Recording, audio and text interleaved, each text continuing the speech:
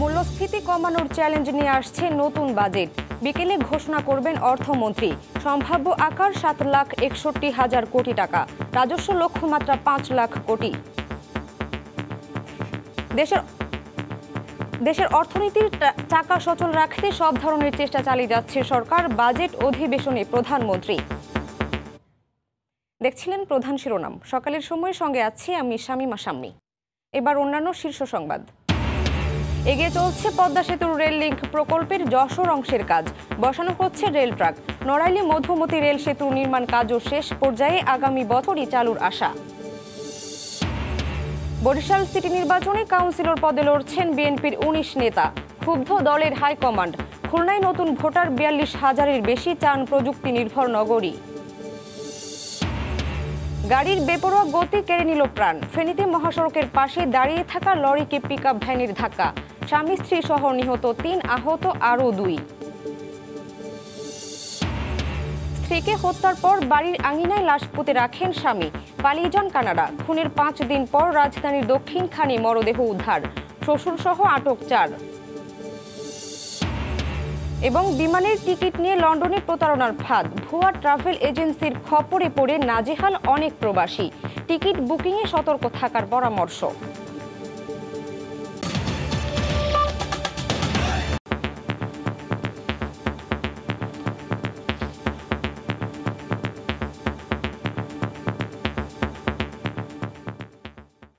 মূল্যস্ফীতি কমানোর চ্যালেঞ্জ নিয়ে আসছে নতুন বাজেট।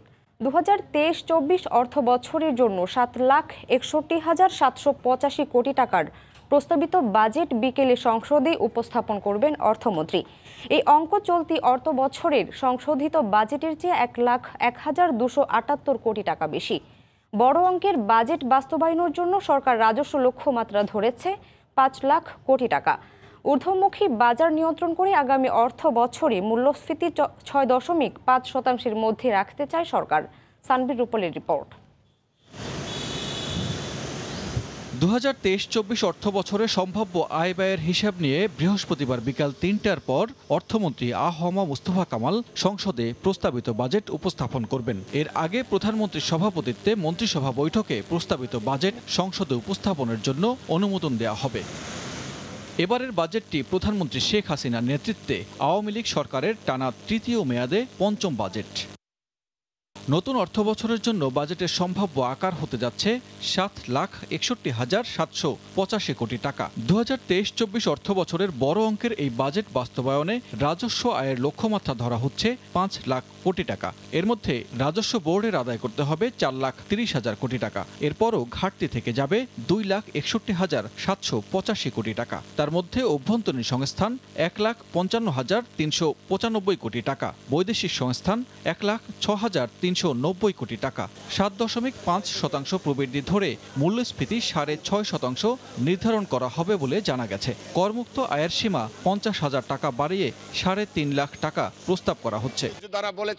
উন্নয়ন বাজেটে 2,63,000 কোটি টাকা আর অনুন্নয়ন বাজেট 4,36,247 কোটি টাকা। সর্বোচ্চ বরাদ্দে এবারও অগ্রাধিকার পেতে যাচ্ছে পরিবহন ও যোগাযোগ, বিদ্যুৎ, জ্বালানি ও সামাজিক নিরাপত্তা খাত। 50,06,782 কোটি টাকার অর্থনীতির লক্ষ্যমাত্রা সামনে রেখে দেশের ইতিহাসের 52তম প্রস্তাবিত বাজেট নিয়ে আলোচনার পর বাজেট অধিবেশনে চূড়ান্তভাবে পাশ করা হবে। সানবির রূপল, সময় সংবাদ, ঢাকা। দেশের ইতিহাসে 52তম বাজেট ঘোষণা আজ। 786 কোটি টাকা দিয়ে শুরু, আর আসন্ন 2023-24 অর্থ বছরের জন্য প্রস্তাবিত বাজেটের আকার 7.5 লাখ কোটি টাকার বেশি। বৈশ্বিক নানা প্রেক্ষাপটে এবার কয়েকটি খাতে ভর্তুকির পরিমাণ হবে প্রায় লাখ কোটি টাকা। কাজল আব্দুল্লাহর রিপোর্ট। স্বাধীনতা পরবর্তী যুদ্ধ বিধ্বস্ত বাংলাদেশ। প্রথম বাজেট ছিল অনেকটাই বিদেশি অনুদান ও ঋণ নির্ভর। 1972 সালে 30 জুন মাত্র 786 কোটি টাকার বাজেট উপস্থাপন করেন দেশের প্রথম অর্থমন্ত্রী তাজউদ্দিন আহমেদ। 3 বছরের ব্যবধানে 1974-75 অর্থ বছরে বাজেটের আকার ছাড়ায় 1,084 কোটি 37 লাখ টাকায়। 1976-77 অর্থ বছরে শুরু হয় সামরিক শাসন। এ অর্থ বছরে 1,989 কোটি টাকার বাজেট 1990-91 অর্থ বছরে বেড়ে দাঁড়ায় 12,960 কোটি টাকায়। 1991-92 অর্থ বছরে বিএনপি সরকারের তৎকালীন অর্থমন্ত্রী এম সাইফুর রহমান বাজেট ঘোষণা করেন 15,584 কোটি টাকা। 5 বছর পর 1996-97 অর্থ বছরে তো এ বাজেটের পরিমাণ ছিল 24,603 কোটি টাকা। 2003 সালে 31তম বাজেটে প্রথমবারের মতো 50,000 কোটি টাকা ছাড়িয়ে যায়। বাজেটের আকার ছিল 51,980 কোটি টাকা। 2009-10 অর্থ বছরে আওয়ামী লীগ নেতৃত্বাধীন মহাজোট সরকারের জাতীয় বাজেটের আকার 1 লাখ কোটি টাকা ছাড়িয়ে দাঁড়ায় 1,13,815 কোটি টাকায়। 2013 সালে মহাজোট সরকারের প্রথম মেয়াদের শেষ বাজেটের আকার ছিল 2,22,491 কোটি টাকা। ধারাবাহিকতায় 2017-18 বাজেট দাঁড়ায় 4,266 কোটি টাকায়, যা পরবর্তী অর্থ বছরে এসে দাঁড়ায় 4,64,573 কোটি টাকায়। উন্নয়নের ধারাবাহিকতায় 2019-20 অর্থ বছরে অর্থমন্ত্রী হিসেবে 5,23,190 কোটি টাকার বাজেট ঘোষণা করেন অর্থমন্ত্রী আ.হ.ম মোস্তফা কামাল। 2020-21 অর্থ বছরের 5,68,000 কোটি টাকার বাজেট পরবর্তী অর্থ বছর 2021-22-এ বাংলাদেশের 50তম জাতীয় বাজেটের আকার দাঁড়ায় 6,03,681 কোটি টাকায়। ধারাবাহিকতায় 2022-23 অর্থ বছরে দেশের 51তম জাতীয় বাজেটের আকার ছিল 6,78,064 কোটি টাকা। এদিকে আসন্ন 2023-24 অর্থ বছরের জন্য আজ বিকেলে জাতীয় সংসদে প্রস্তাবিত জাতীয় বাজেট উত্থাপন করতে যাচ্ছেন অর্থমন্ত্রী আ.হ.ম মোস্তফা কামাল, যার সম্ভাব্য আকার প্রায় 7,61,785 কোটি টাকা। বড় অঙ্কের বাজেট বাস্তবায়নে সরকার রাজস্ব লক্ষ্যমাত্রা ধরেছে 5 লাখ কোটি টাকা। কাজল আব্দুল্লাহ, সময় সংবাদ, ঢাকা। প্রধানমন্ত্রী শেখ হাসিনা বলেছেন, কোভিড-19 মহামারী ও ইউক্রেন রাশিয়া যুদ্ধের কারণে সৃষ্ট অর্থনৈতিক মন্দার পরও দেশের অর্থনীতির চাকা সচল রাখতে সব ধরনের চেষ্টা চালিয়ে যাচ্ছে সরকার। বুধবার বিকেলে 2023-24 অর্থ বছরের বাজেট অধিবেশনে কথা বলেন তিনি। এতে টেবিলে উত্থাপিত এক প্রশ্নের জবাবে প্রধানমন্ত্রী বলেন, বৈশ্বিক নানা সংকটে দেশের অর্থনীতিতে নেতিবাচক প্রভাব পড়লেও দ্রুত তা কাটিয়ে উঠেছে সরকার।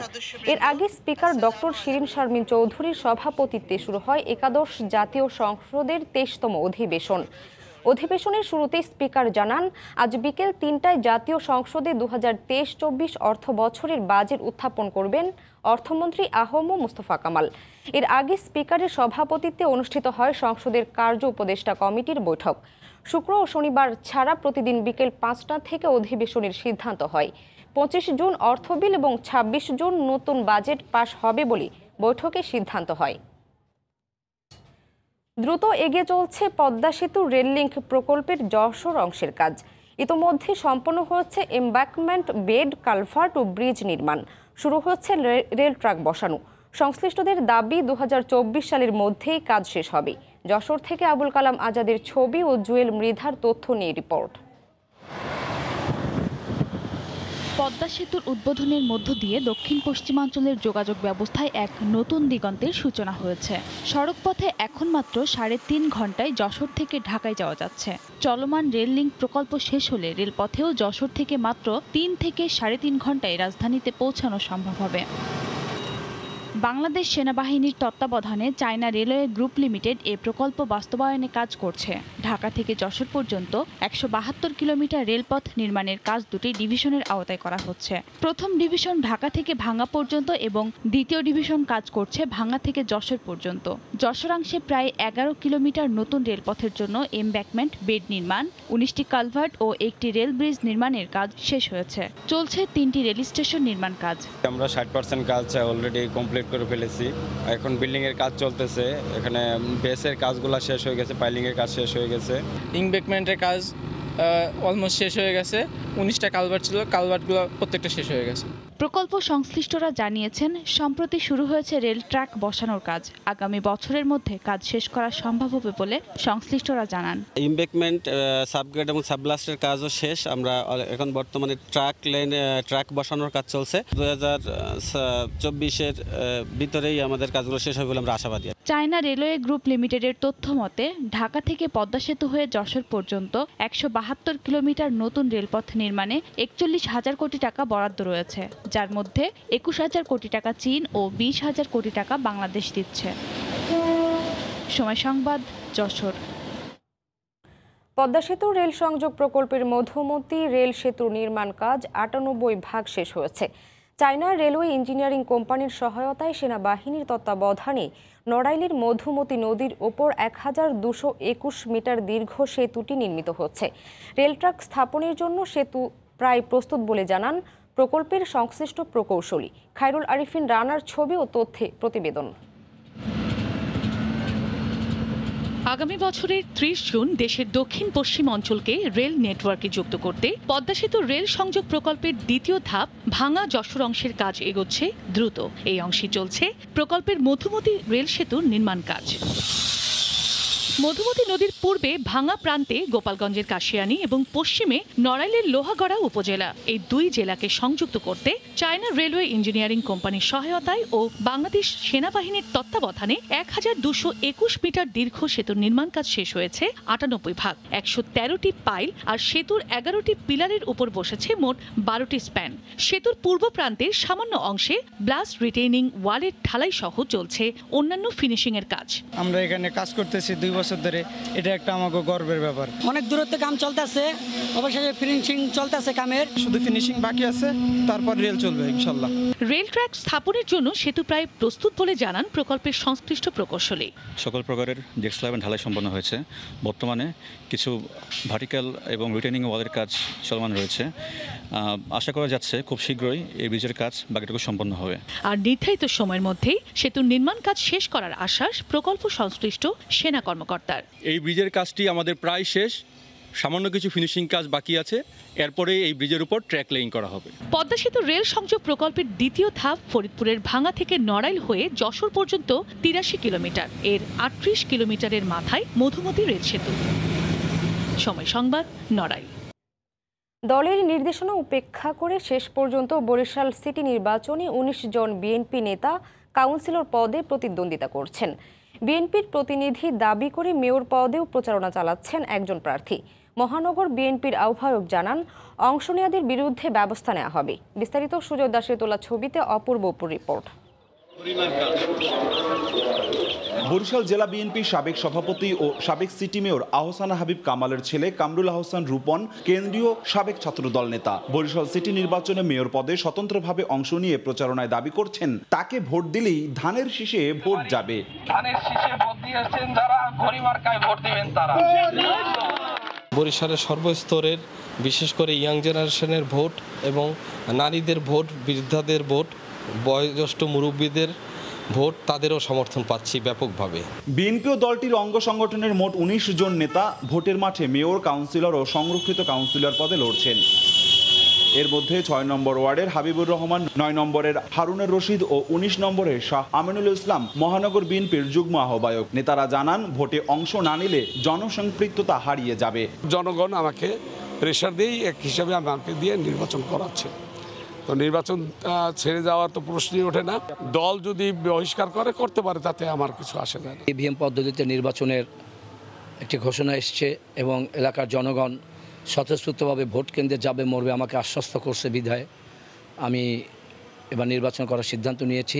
দলীয় সিদ্ধান্ত উপেক্ষা করে ব্যক্তি স্বার্থে নির্বাচন করায় দল থেকে আজীবন বহিষ্কারের সিদ্ধান্ত কেন্দ্রে পাঠানো হয়েছে বলে জানায় মহানগর বিএনপির আহ্বায়ক। সরকারের অধীনে কোনো নির্বাচনে যাবে না। গাজীপুরে নির্বাচন হয়ে গেছে, আমাদের দলের পদধারী এবং পদ নেই, আজীবনের জন্য বহিষ্কার করা হয়েছে। বরিশালে সেই ব্যবস্থাই হবে। তবে নির্বাচন প্রক্রিয়ায় যে কোনো রাজনৈতিক দলের প্রধান নিয়ামক জানিয়ে ভোট বর্জন কাম্য নয় বলে মনে করেন রাজনৈতিক বিশ্লেষকরা। স্বতন্ত্রতার মধ্যে দিয়ে কিন্তু তার একটা অধিকার আছে এবং এই অধিকারের মধ্যে দিয়ে সে কিন্তু নির্বাচনে অংশগ্রহণ করতে পারে।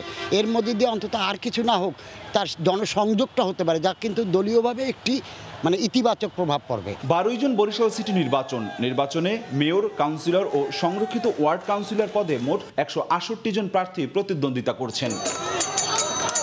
অপূর্ব, সময় সংবাদ, বরিশাল। দিনক্ষণ ঘনিয়ে আসছে খুলনা সিটি কর্পোরেশন নির্বাচনের। ভোটার তালিকায় এবার যুক্ত হচ্ছেন ৪২,০০০-এর বেশি নতুন ভোটার। তরুণ এসব ভোটাররা চান প্রযুক্তি নির্ভর আধুনিক খুলনা ও নতুন কর্মসংস্থানের ব্যবস্থা। তানজিম আহমেদের প্রতিবেদনে বিস্তারিত।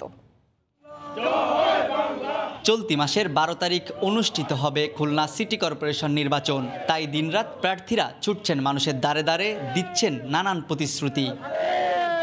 সিটি নির্বাচনের ভোটার তালিকায় এবার যুক্ত হয়েছেন ৪২,৪৩৬ জন নতুন ভোটার। তারা চান প্রযুক্তি নির্ভর আধুনিক খুলনা, বেকারত্ব দূর, যুগোপযোগী কর্মসংস্থান ও নারীবান্ধব পরিবেশ। তরুণ সমাজের জন্য নতুন কর্মসংস্থানের সৃষ্টি করবে, বর্তমান খুলনাকে আরও আইটি নির্ভর করবে।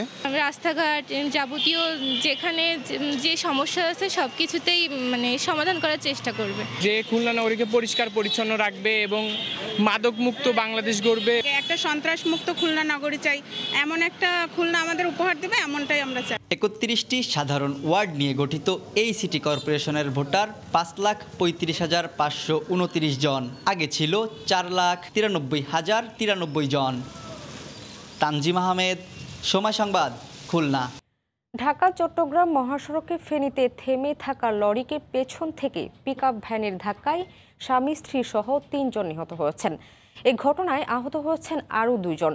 পুলিশ ও ফায়ার সার্ভিস জানায়, কসকায় একটি বিকল লরিকে রাত ৩টার দিকে একটি পিকআপ ভ্যান পেছন থেকে সজোরে ধাক্কা দিলে পিকআপ ভ্যানটির সামনের অংশ দুমড়ে মুচড়ে যায়।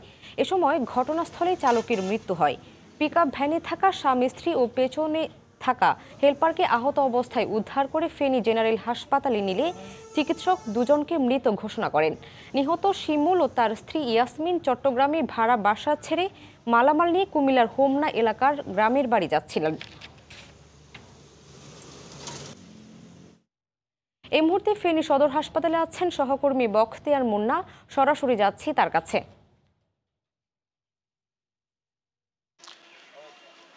হ্যাঁ দর্শক, এই মুহূর্তে আমরা যেটা জানতে পেরেছি, আগে আমরা দর্শক হচ্ছে যে এখন এখানকার ফেনীর যেই ফাজিলপুর ছিলেন, এখানে শিমুল এবং ইয়াসমিন, এরা 2 জন চট্টগ্রামে বসবাস করতেন এবং সেখানে ভ্যান গাড়ি চালাতেন। শিমুল তাদের পরিচয়, এরা যারা ছিলেন করতেন এবং সেখানে ভ্যান গাড়ি চালাতেন শিমুল। তো তারা একটা পিকআপ ভ্যানে করে তাদের মালামাল নিয়ে তারা গ্রামের বাড়িতে ফিরে যাচ্ছিল, যেহেতু চট্টগ্রামে তাদের থাকবার মতো যে আয় সেটা ছিল না। তো সেটা না থাকার কারণে তারা বাড়ি চলে যাচ্ছিল। প্রতিমধ্যে যে দুর্ঘটনাটা ঘটেছে কসকার ঢাকা চট্টগ্রাম মহাসড়কের এখানে, সেখানে সে তাৎক্ষণিক যে পিকআপ ভ্যানটি রয়েছিল, যে পিকআপ ভ্যানটি যাচ্ছিল, সেই পিকআপ ভ্যানটি একটি দাঁড়ানো একটি লরি পিছন দিয়ে মেরে দেয়। তো সেই মেরে দেওয়ার বিষয়টা ধাক্কা দেওয়ার পরে, যখন ধাক্কা দেওয়ার পরে দৌড়ে মুহূর্তে সেখানেই কিন্তু ঘটনাস্থলেই যে ড্রাইভার ছিল আবু সাইদ, তারও এখন পরিচয় পাওয়া গেছে। তার বাড়ি কুমিল্লার বুড়িচং থানায়। আর এদিকে শিমুল এবং শিমুলের স্ত্রী এবং যারা, তাদের বাড়ি হচ্ছে যে হোমনা থানায়। কিন্তু এর মধ্যে তার শিমুলের যে শ্বশুর, সেখানে বর্তমানে এখন হাসপাতালে সংকটজনক একটা অবস্থায় ভর্তি হয়েছেন এবং গাড়ির হেল্পারও সংকটজনক অবস্থায় ভর্তি রয়েছেন এবং তাদের অবস্থা আশঙ্কাজনক বলে এখানকার কর্তব্যরত চিকিৎসক যিনি রয়েছেন ডাক্তার রায়হান উদ্দিন, তিনি আমাকে জানিয়েছেন তাদের অবস্থাও কিন্তু তেমন একটা বেশি ভালো না। তা এই ছিল আমার কাছে এখানে সর্বশেষ। সরাসরি যুক্ত ছিলাম ফেনীতে। স্ত্রীকে হত্যার পর বাড়ির আঙিনায় লাশ পুঁতে রাখেন স্বামী, পরে পালিয়ে যান কানাডা। খুনের 5 দিন পর রাজধানীর দক্ষিণখানে উদ্ধার করা হয় মরদেহ। এই ঘটনায় শ্বশুরসহ 4 জনকে আটক করা হয়েছে। কাবিনের টাকার জন্য এই হত্যাকাণ্ড হয়ে থাকতে পারে বলে ধারণা পুলিশের। শুক্রবার শেষ কথা হয় মেয়ে আফরোজার সঙ্গে। শনিবার ঢাকায় মেয়ের শ্বশুর বাড়িতে যাওয়ার কথা ছিল বাবার। যেমন কথা তেমন কাজ, কিন্তু মেয়ের সঙ্গে আর দেখা হয়নি। কখনো ভাবতে পারেননি আর কখনো বাবা বলে ডাকবে না আফরোজা। রাজধানীর দক্ষিণখানের এই বাড়িতেই আফরোজার শ্বশুরের বাসা। পুলিশ জানায়, গত শুক্রবার রাতে কথা কাটাকাটির এক পর্যায়ে মাথায় আঘাত করে স্বামী আশরাফুল। সেখানে মৃত্যু হয় তার। পরে তার লাশ বাড়ির উঠানে গর্ত করে পুঁতে রাখে শ্বশুর বাড়ির লোকজন। সে যে আমাকে আসতে বলেছে আপনার সঙ্গে নাকি ফোনেই কথা বলবে, আপনার সঙ্গে ফোনেই যোগাযোগ করবে। কই, আমাকে তো ফোনও দিল না, এখনো ফোন তো তার বাড়িতে। ফোনটার সাথে সাথে এসে দেখি এখান থেকে লাশ উঠাইছে প্রশাসনে। এই জায়গায় আমি থাকি 5-6 বছর ধরে, কিন্তু আমি এদেরকে মানে ফ্যামিলির কাউকে চিনি না। ঘটনার পর সবাই যখন আফরোজাকে খুঁজতে ব্যস্ত, ঠিক সেই সময় রোববার কানাডা চলে যান স্বামী আশরাফুল ইসলাম। সোমবার থানায় অভিযোগ জানায় আফরোজার পরিবার। তদন্তের সূত্র ধরে বুধবার রাতে উদ্ধার করা হয় তার লাশ। দুইজনেই কানাডা সিটিজেন, কয়েক বছর পরে তারা 5-6 বছর পরে তারা দেশে আসে। ঘটনাস্থল যেখানে পুঁতি রাখে সেই জায়গাটাতে তারা গত একদিন পূর্বে বালি দিয়ে, নতুন বালি দিয়ে এটা কাভার করে রাখছে।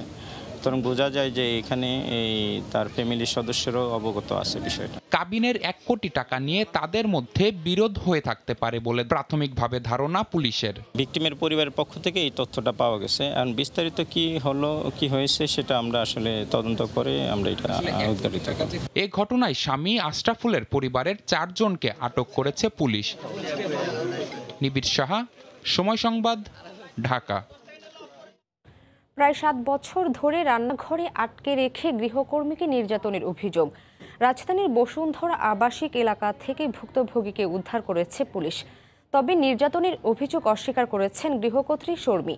তোহা খান তামিমের রিপোর্ট। এরকম করে মারে, বুবুর কেন কোনো অধিকার আছে? বউ আমাকে কিভাবে করে মারে? বুবুর তো কোনো অধিকার নাই। পর এই কথা কেন কইলাম? এই কথা কই আমার এই জন্য মারছে। কিশোরী অঞ্জনা চোখে তখনও কাটেনি আতঙ্ক, ভয় আর কষ্ট নিয়ে নির্যাতনের বর্ণনা দিচ্ছিলেন সময় সংবাদকে। নির্যাতনে ফুলে গেছে তার ঠোঁট, ভেঙে ফেলা হয়েছে দাঁত। তালা দিয়ে মারছে। প্রায় 7 বছর আগে কৌতূহলের বশে ভৈরব থেকে ট্রেনে উঠে ভুল করে রাজধানীতে চলে আসেন অঞ্জনা। তার মতে কোনো একজন তাকে ঢাকার কমলাপুর থেকে নিয়ে বিক্রি করে দেয় বসুন্ধরা আবাসিক এলাকার গৃহিণী শর্মীর কাছে। এরপর থেকে সেখানেই গৃহকর্মী হিসেবে কাজ করে আসছিল এই কিশোরী। অঞ্জনা জানায়, চুন থেকে পান খসলেই তার উপর চলত নির্যাতন। ছুরি ও কাঁটা চামিচ দিয়ে রক্তাক্ত করা ছিল নিত্যকার বিষয়। দেয়া হতো খাবারের কষ্ট। প্রতিদিন আমাকে মারে, রুটি বানাবার বেলুন দিয়ে আমার জেরা বা তালা, মুখ এটুকু সমানে আমার দাগ, আমার দাঁতটা সব ভেঙে দিছে। আমাকে অনেক মারছে সে। বাসার বিপরীতে থাকা এক প্রতিবেশীর সহযোগিতা চান অঞ্জনা। তার পরামর্শেই 999-এ কল দেয় কিশোরী। পরে ভাটারা থানা পুলিশ গিয়ে তাকে উদ্ধার করে। অঞ্জনার দাবি, 7 বছর ধরে রান্নাঘরে আটকে রেখে অমানবিক নির্যাতন করেছে গৃহিণী শর্মী। একটা কিচেন আছে ছোট, ওই কিচেনের মধ্যে তালা মেরে রাখতো। 2টা তালা লাগাইতো, গ্লাস লাগাইতো, তারপর ওই পাশে একটা দোয়ার ছিল, এটা লাগাইতো, লাগাইয়া তারপরে রেখে দিত। কে সাথে কথা বলতে পারতাম না। তুমি নিচে একটা রশি পালাও, আমি তোমার একটা ফোন দেই, ফোন দেওয়ার পর তুমি আমাকে পুরাটা খুলে বলো, তারপর দিয়ে আমি পুলিশের সাথে কথা বলে তোমাকে এখান থেকে বের করতে পারি নাকি। যখন বাইয়ারা গেল তখন সে আমার করছে কি, আমার জামাই ধরে টান মেরে জামাটা ছিঁড়ে আমাকে পাশে আনতেছিল যে পুলিশ আমাকে না দেখে। অভিযুক্তের মুঠোফোনে যোগাযোগ করা হলে সব অভিযোগ অস্বীকার করেন তিনি। আমাকে একটা কিছুর মধ্যে ট্র্যাপ করা হচ্ছে, এটা একটা ষড়যন্ত্র, সব মিথ্যা কথা। ও একটু সাইকো টাইপের। ও আমার বাসায় আগে যে কাজগুলো ছিল ওরা আমাকে বলতো, ও মাঝে মাঝে ওদের সাথে ঝগড়া হলে নিজেই নিজেকে আঘাত করতো। তদন্ত করে অভিযুক্তদের বিরুদ্ধে ব্যবস্থা নেওয়া হবে বলে জানিয়েছে পুলিশ। তাকে নাকি মারধর করে এরকম বলছে। পরবর্তীতে আমরা 999-এর ফোন পেয়ে আমরা তাকে উদ্ধার করে নিয়ে আসছি, কিন্তু তাদের কোনো গার্ডিয়ান আমরা এখনো পাইনি, খুঁজতেছি। অবশ্যই এখন মামলা নিব, মামলা নিয়ে আমরা তাদেরকে আইনানুগ যে ব্যবস্থা নেওয়া দরকার সকল ব্যবস্থা নেওয়া হবে ইনশাল্লাহ। নির্যাতনে জড়িতদের বিচারের পাশাপাশি ক্ষতিপূরণ চান এই কিশোরী। তোহা খান তামিম, সময় সংবাদ, ঢাকা। গত কয়েকদিন ধরে ভ্যাপসা গরমে অতিষ্ঠ জনজীবন। তাপমাত্রা বেড়ে যাওয়ায় সর্দি, জ্বর সহ নানা রোগে আক্রান্তদের ভিড় বাড়ছে হাসপাতালে। বিস্তারিত জানাতে নওগাঁ সদর হাসপাতালে আছেন রিপোর্টার এম.আর. রকি। সরাসরি যাচ্ছি তার কাছে। 25 মের পর থেকে কিন্তু তাপমাত্রা একেবারে কত্তর করে বাড়ছে বরেন্দ্রজনক পথে। বিশেষ করে সকাল 10টার পর থেকে তীব্র গরম এবং সে সাথে রোদের যে প্রখরতা স্বাভাবিক জীবনযাত্রার উপর কিন্তু অনেকটা প্রভাব ফেলেছে। বিশেষ করে একেবারে এই তীব্র গরমে 10টার পর থেকে রাস্তাঘাট কিন্তু লোকজনের উপস্থিতি গরমে কিন্তু রাস্তাঘাটে নামতেও পারছে না। একেবারে কিন্তু এই বিগত কয়েকদিনের যে তাপমাত্রার ধরন হঠাৎ করে এই তাপমাত্রা বৃদ্ধি হওয়ার কারণে কিন্তু এই ছন্দ পতন এসেছে জনজীবনে।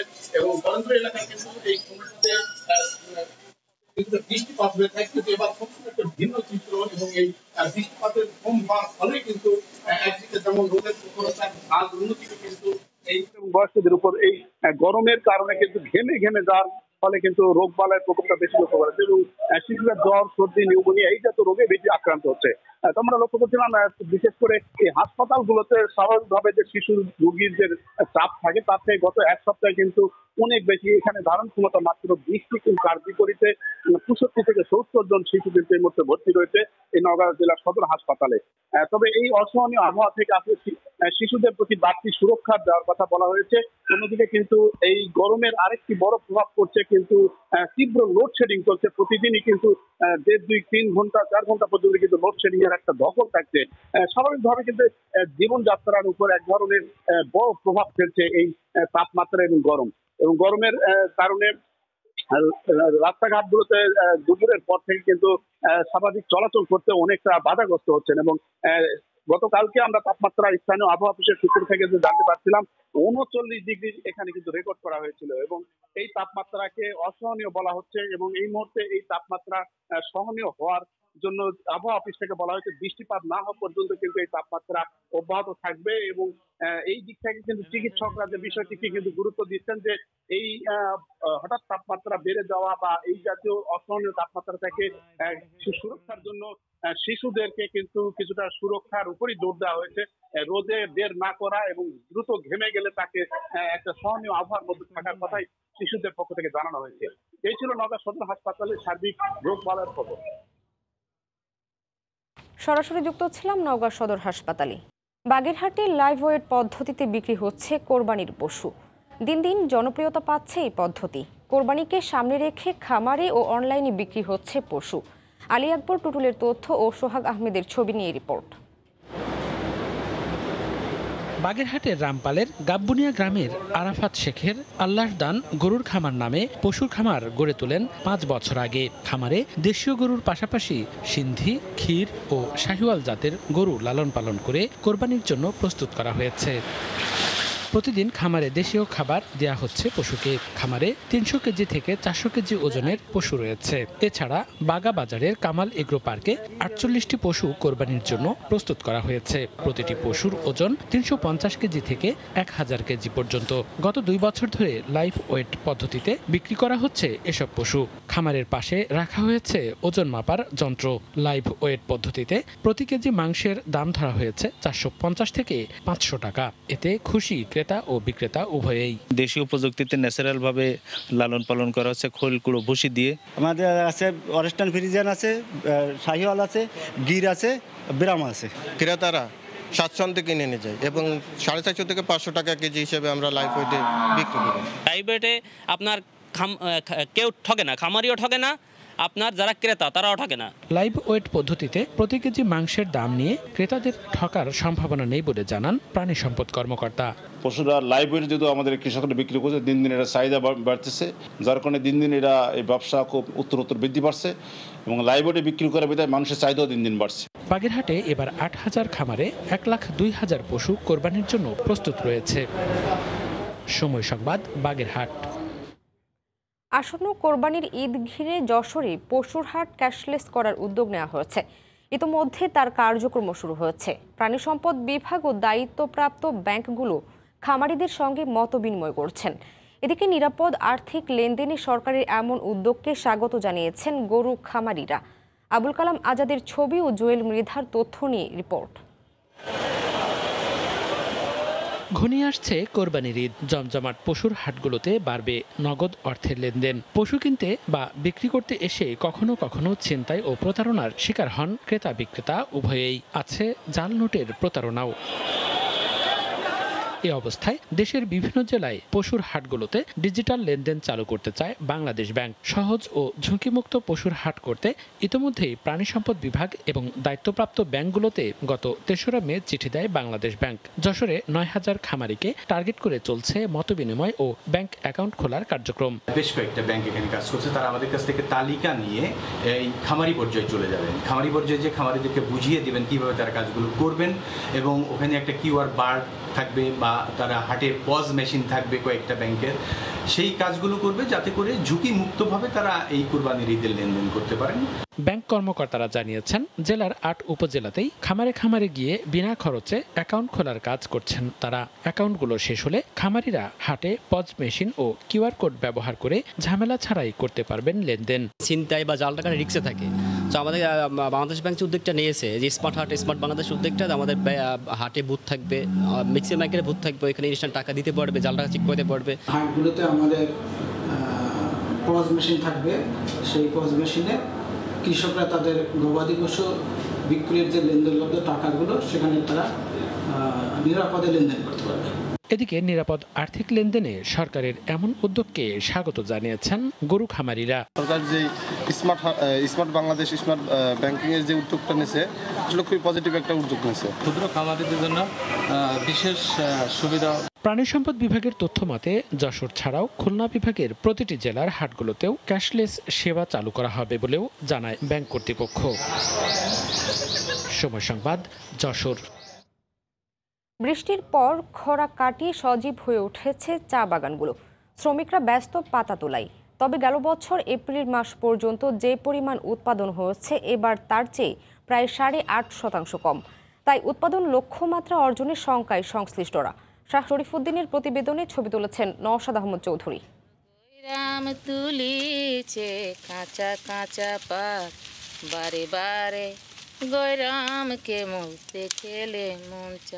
বৃষ্টির পর নতুন কুঁড়ি এসেছে, এতে চাঙ্গা চা শ্রমিকদের মন ও দলে দলে শ্রমিকরা পাতা সংগ্রহের কাজ করছেন। এবার মার্চ এপ্রিল মাসে বৃষ্টির অভাবে অলস সময় পার করতে হয় চা শ্রমিকদের। বৃষ্টির পর গেল এক সপ্তাহ থেকে পাতা উত্তোলনে ব্যস্ত।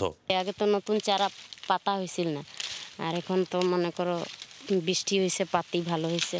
পাতি হয়ে গেলে গাছে আমাদের আর ঘরে থাকতে ইচ্ছা করে না। মেঘ হইলেও আমাদের আশা লাগে, বৃষ্টি পড়লেও আশা লাগে। সংশ্লিষ্টরা বলছেন, গেল বছর মার্চ থেকে এপ্রিল পর্যন্ত নর্থ সিলেট ভ্যালির চা বাগানগুলোতে যে পরিমাণ পাতা উৎপাদন হয়েছিল, এবার বৃষ্টি কম হওয়ায় তার থেকে 8.5% কম হয়েছে।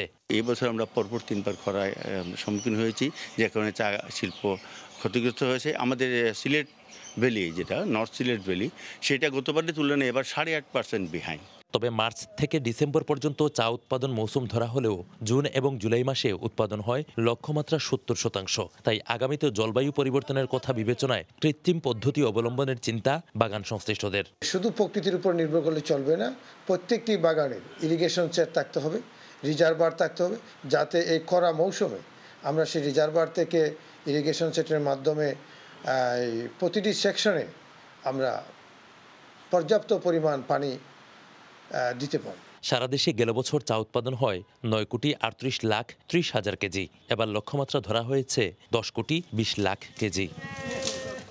আপাতত পাতা উত্তোলনে বাগানগুলো সরব থাকলেও সম্পূর্ণ প্রকৃতি নির্ভর এই শিল্পের এবার উৎপাদন লক্ষ্যমাত্রায় পৌঁছা নিয়ে এখনও দুশ্চিন্তায় সংশ্লিষ্টরা। সিলেটের মালনীচড়া চা বাগান থেকে শাহ শরীফুদ্দিন, সময় সংবাদ। মোংলায় নিবন্ধিত জেলে তালিকায় অনিয়মের অভিযোগ উঠেছে উপজেলা মৎস্য বিভাগ ও এসডিএফ কর্মকর্তাদের বিরুদ্ধে। যারা তালিকাভুক্ত হচ্ছেন তাদের অধিকাংশই অন্য পেশায় জড়িত। এতে প্রকৃত জেলেরা বঞ্চিত হচ্ছেন সরকারি সহায়তা থেকে। উপজেলা প্রশাসন অভিযোগ পাওয়া গেছে জানিয়ে তদন্ত করে ব্যবস্থা নেয়ার আশ্বাস দিয়েছে। মাহমুদ হাসানের পাঠানো তথ্য ও মাসুদ রানার ছবি নিয়ে রিপোর্ট। সাগর ও সুন্দরবনের উপর নির্ভরশীল উপকূলীয় জেলেদের জীবনমান উন্নয়নে সরকার 2022 সালে একটি প্রকল্প গ্রহণ করে। এজন্য মোংলা উপজেলার 5টি ইউনিয়নে 1364 জন সদস্য নিয়ে 12টি গ্রাম সংগঠন তৈরি করে মৎস্য বিভাগ ও সোশ্যাল ডেভেলপমেন্ট ফাউন্ডেশন প্রকল্পের কর্মকর্তারা। 2021 সালে প্রতিটি সংগঠনকে 26 লাখ টাকা করে 3,12 লাখ টাকা প্রদান করে সরকার। যেখানে শতভাগ জেলে পরিবারের বসবাস, সেই এলাকা চিহ্নিত করে সংগঠন তৈরির নিয়ম থাকলেও তা মানা হয়নি বলে অভিযোগ জেলেদের। এছাড়া প্রকৃত জেলেদের নাম বাদ দিয়ে অন্য পেশার লোক দিয়ে তালিকা তৈরি করা হয়েছে। গাড়ি চালাইতেছে, দোকানদারি করতেছে, গ্যাস চাষ করতেছে, তাদের নাম আসতেছে, অথচ আমরা যে জেলে, আমরা কখনো এইগুলা সহায়তা পাইতেছি না। সে নিজে এসে দেখবে না, সে ওই জায়গায় বসে যেটাই ভালো মনে করে, তার মানে জ্ঞানে যেটা ভালো মনে করে উনি সেইটাই করে। আমরা যদি এরকম বঞ্চিত হয়ে থাকি তাহলে আমাদের তো এক কথায় না খাওয়ার পর্যায়ে থাকতে হয়। মৎস্য বিভাগের দাবি, জেলেদের দেখাশোনা, যাচাই বাছাই সবকিছুই ওই প্রকল্পের কর্মকর্তাদের দায়িত্ব। এর দায়ভার তাদের নয়। মূলত ওদের অর্থের যে খরচা, ওদের যে কার্যক্রম ওরা নিজেরাই করে এবং ওই গ্রাম সভা কিন্তু লোকজনই কিন্তু করে। এক্ষেত্রে আমার কোনো ইন্টারফেয়ার না, ইভেন কোনো অফিসার এক্ষেত্রে ইন্টারভিউ না। তবে ক্লাস্টার অফিসার বলছেন 2007-08 সালে জেলে তালিকা তৈরি করেছে উপজেলা মৎস্য বিভাগ। সেই নিবন্ধনকৃত জেলেদের নিয়েই সংগঠন তৈরি করা হয়েছে। যারা নিবন্ধনধারী মৎস্যজীবী সেই তালিকা আমরা মৎস্য অফিস থেকে সংগ্রহ করি। সব সদস্যদের ডাকি বা এলাকার যারা মানুষজন সবাইকে ডাকা হয়। তার পরবর্তীতে ওই তালিকা ম্যাচ করে একটা পিআইপি জরিপ করি, তারই মাধ্যমে আমরা সদস্য নির্বাচন করি। অভিযোগ পাওয়ার কথা স্বীকার করে তদন্ত করে ব্যবস্থা নেওয়ার আশ্বাস দিয়েছে উপজেলা প্রশাসন। জেলে তালিকার বিষয়টা আপনি যেটা বললেন, এটা আমার কাছে আসলে এখন পর্যন্ত কেউ কোনো অভিযোগ করেনি। তো অভিযোগ পেলে আমরা অবশ্যই আগের মতন বিধি মোতাবেক ব্যবস্থা নেব। মোংলা উপজেলায় ৬,০০০ নিবন্ধিত জেলে রয়েছেন, আর নতুন নিবন্ধনের তালিকায় রয়েছেন আরও ৯৫০ জন। সময় সংবাদ, মোংলা। লন্ডন সিলেট রুটে যাতায়াতের জন্য যুক্তরাজ্যে বসবাসরত প্রবাসী বাংলাদেশিদের প্রথম পছন্দ বিমান। জাতীয় পতাকাবাহী রাষ্ট্রীয় এই বিমান সংস্থাটির সেবার মান নিয়ে নানা প্রশ্ন থাকলেও এই রুটের প্রায় প্রতিটি ফ্লাইটই চলাচল করে পূর্ণ যাত্রী নিয়ে। তবে প্রতারক চক্রের কবলে পড়ে অনেকেই লন্ডনের বিভিন্ন ট্রাভেল এজেন্সি থেকে টিকিট কাটলেও বিমানবন্দরে গিয়ে ফিরে যেতে হচ্ছে তাদের। বিস্তারিত শোয়েব কবিরের রিপোর্টে। লন্ডন হয়ে সিলেট যাওয়ার জন্য অনলাইন ট্রাভেল এজেন্সির মাধ্যমে টিকিট কেটেছিলেন যুক্তরাজ্য প্রবাসী জয়নুল উদ্দিন। বিমানের রেফারেন্স নাম্বার থেকে শুরু করে টিকিটের বিস্তারিত অনলাইনে দেখা গেলেও বিমানবন্দরে এসে জানতে পারেন তিনি প্রতারণার শিকার হয়েছেন। এই টিকিট ব্যবহার করে তিনি দেশে যেতে পারবেন না। তারা আমারে পাঠাইয়া দিছে আপনার আউটগোয়িং, ইনকামিং ওটাও দিছে না পাঠাইয়া। আজকে সকালবেলা আমি বিমানের চেকিং অফিসও মানে ডেস্ক আর কি গিয়া চেকিং করা লাগছে, তার কাছে কোনো ইনফরমেশন নাই এই টিকেটের বাবদে, তারা এটা জানেও না। অনেকদিন ধরে এই ধরনের প্রতারণার শিকার হচ্ছেন যুক্তরাজ্যের বাংলাদেশি কমিউনিটির বাসিন্দারা।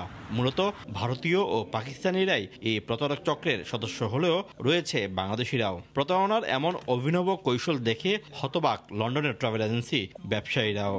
আর তাই প্রতারণার হাত থেকে রেহাই পেতে অনুমোদিত ট্রাভেল এজেন্সি থেকে টিকিট বুকিংয়ের পরামর্শ বিমান কর্তৃপক্ষের। তারা যেটা 1000 পাউন্ডের টিকিট, এটা 700 পাউন্ড 600 পাউন্ডে দিয়ে দেয়, আর মানুষ খুশি হয়ে সাথে সাথে তাদেরকে টাকাটা ট্রান্সফার করে দেয়।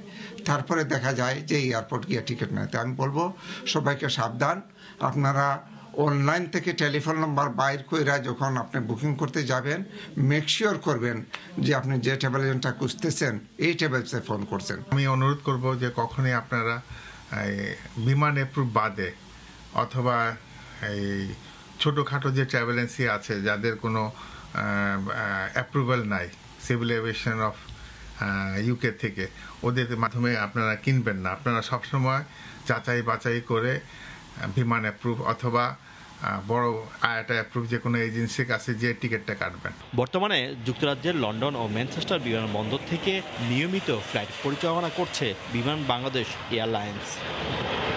এইসব প্রতারণার হাত থেকে প্রবাসীদের রক্ষা করার জন্য নেই কোনো সচেতনতামূলক উদ্যোগ। এক্ষেত্রে বাংলাদেশ বিমানের প্রচারণামূলক কার্যক্রম একেবারে শূন্যের কোঠায়।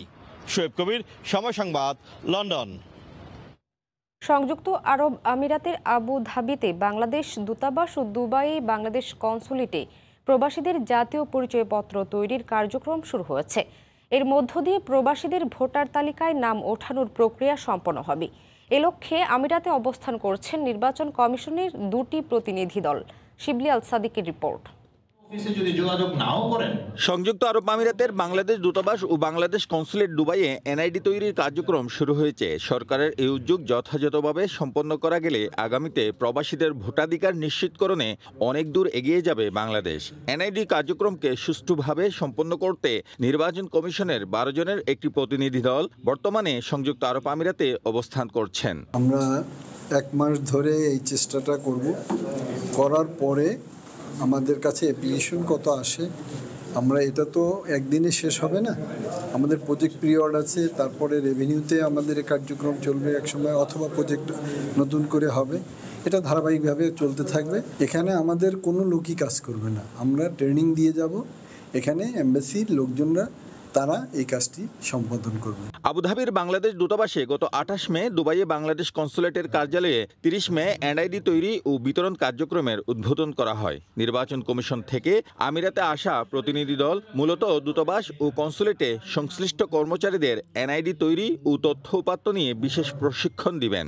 পরে এই কার্যক্রমের নিয়ন্ত্রণ গ্রহণ করবেন স্থানীয় বাংলাদেশ মিশনগুলো।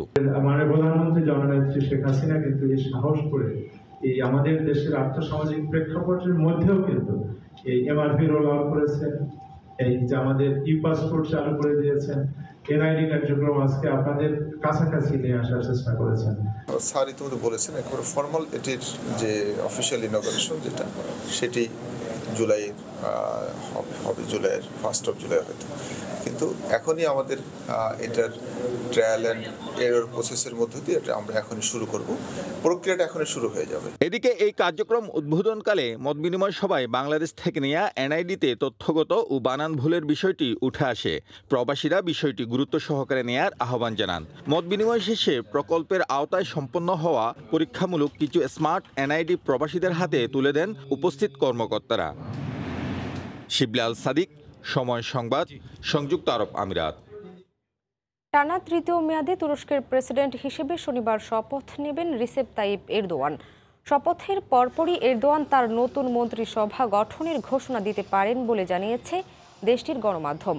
একই সঙ্গে দেশটির বর্তমান মন্ত্রিসভা থেকে পররাষ্ট্র, স্বরাষ্ট্র ও প্রতিরক্ষা মন্ত্রী তাদের নিজস্ব পদে বহাল থাকতে পারেন বলেও ধারণা করা হচ্ছে। 28 মে তুরস্কের দ্বিতীয় দফার প্রেসিডেন্ট নির্বাচন অনুষ্ঠিত হয়। সেখানে 52% ভোট পেয়ে জয়লাভ করেন রিসেপ তাইপ এরদোয়ান। সেপ্টেম্বরে সিরিজ সামনে রেখে সিলেট আন্তর্জাতিক স্টেডিয়াম পরিদর্শন করেছে নিউজিল্যান্ড ক্রিকেট বোর্ডের নিরাপত্তা প্রতিনিধি দল। সিলেটের হোটেল এবং ভেন্যুর নিরাপত্তা ও সুযোগ সুবিধা পর্যবেক্ষণ করে সন্তোষ প্রকাশ করেছেন তারা। এখনও চূড়ান্ত না হলেও নান্দনিক স্টেডিয়ামে ওই সিরিজের ম্যাচ আয়োজনের পরিকল্পনা বিসিবির। ইংল্যান্ড, অস্ট্রেলিয়া, নিউজিল্যান্ড ক্রিকেটের সংস্কৃতি এশিয়ান দেশগুলোর মতো নয়। এই অঞ্চলে ক্রিকেটারদের সফরের আগে তাদের পর্যবেক্ষক দল পাঠানোর রীতি আছে। এবারও ব্যতিক্রম নয়। সেপ্টেম্বরের সিরিজের 4 মাস আগেই হাজির নিউজিল্যান্ড ক্রিকেট বোর্ডের 4 সদস্য। সফরের দ্বিতীয় দিনে কিউইদের গন্তব্য সিলেট। শহরের হোটেল, যাতায়াত ব্যবস্থা পর্যবেক্ষণের পর অতিথিরা ঘুরে দেখেন সিলেট আন্তর্জাতিক স্টেডিয়াম। সৌন্দর্যের বিবেচনায় বাংলাদেশের সেরা ক্রিকেট ভেন্যু এই স্টেডিয়াম। লাক্কাতুরার মনোমুগ্ধকর দৃশ্য মুগ্ধ করেছে পর্যবেক্ষক দলটিকেও। ওয়েস্ট ইন্ডিজের বিপক্ষে বাংলাদেশ এ দলের ম্যাচ চলাকালীনই জাতীয় দলের ওই সিরিজের সম্ভাব্য ভেন্যুর মূল মাঠ, আউটার মাঠ, gym, dressing room, press box সহ সব ফ্যাসিলিটি ও নিরাপত্তা ব্যবস্থা পরিদর্শন করেছেন তারা। সঙ্গে ছিলেন বিসিবির ক্রিকেট অপারেশনস ম্যানেজার শাহরিয়ার নাফিস। এখানকার সুযোগ সুবিধা দারুণ, যাতায়াত কিংবা কোনো কিছু নিয়েই সমস্যা দেখি না। আশা করি এই ভেন্যুতে ম্যাচ থাকবে আর দারুণ একটা সিরিজ হবে। It's a very common and regular proceedings for like New Zealand Cricket Board or England Cricket Board, Australian Cricket Board. তারা যখন একটা প্রি সিরিজ রেকি করতে পাঠায় to have a look at the facilities, and especially the reason we are in Sylhet because we haven't decided the venues yet, but we have said that we might have some matches here. সবশেষ 2021 সালের সেপ্টেম্বরে বাংলাদেশ সফরে এসেছিল New Zealand দল। Corona মহামারীর সময় series হওয়ায় দর্শক ছিল না সেবার। তবে এবার ম্যাচ হলে ফুল হাউস হবে তা বলার অপেক্ষা রাখে না। Last time when they were here, COVID এর restriction ছিল, but এবার কোনো restriction থাকছে না। Crowd will be here, so আমরা আশা করি it will be fantastic this time. বাংলাদেশে 2 ধাপে সিরিজ খেলবে নিউজিল্যান্ড দল। সেপ্টেম্বরে ওয়ানডে আর ডিসেম্বরে টেস্ট। তবে 3 ম্যাচ ওডিআই সিরিজটি বিশ্বকাপের আগ মুহূর্তে হওয়ায় বাড়তি গুরুত্ব পাচ্ছে। ভারতের কন্ডিশনের সঙ্গে মিল থাকায় এখানকার উইকেটে খেলে প্রস্তুতি সারতে চায় ব্ল্যাক ক্যাপরা। মাকসুম আলম খান, সময় সংবাদ। এ পর্যায়ে শীর্ষ সংবাদগুলো জানিয়ে দিচ্ছি আরেকবার। মূল্যস্ফীতি কমানোর চ্যালেঞ্জ নিয়ে আসছে নতুন বাজেট। বিকেলে ঘোষণা করবেন অর্থমন্ত্রী। সম্ভাব্য আকার 7,61,000 কোটি টাকা। রাজস্ব লক্ষ্যমাত্রা 5 লাখ কোটি। এগিয়ে চলছে পদ্মা সেতুর রেল লিঙ্ক প্রকল্পের যশোর অংশের কাজ। বসানো হচ্ছে রেল ট্র্যাক। নড়াইলে মধুমতি রেল সেতুর নির্মাণ কাজও শেষ পর্যায়ে। আগামী বছরই চালুর আশা। এবং স্ত্রীকে হত্যার পর বাড়ির আঙিনায় লাশ পুঁতে রাখেন স্বামী। পালিয়ে যান কানাডা। খুনের 5 দিন পর রাজধানীর দক্ষিণখানে মরদেহ উদ্ধার। শ্বশুরসহ আটক 4। এই ছিল সকালের সময়। সঙ্গেই থাকুন সময়ের।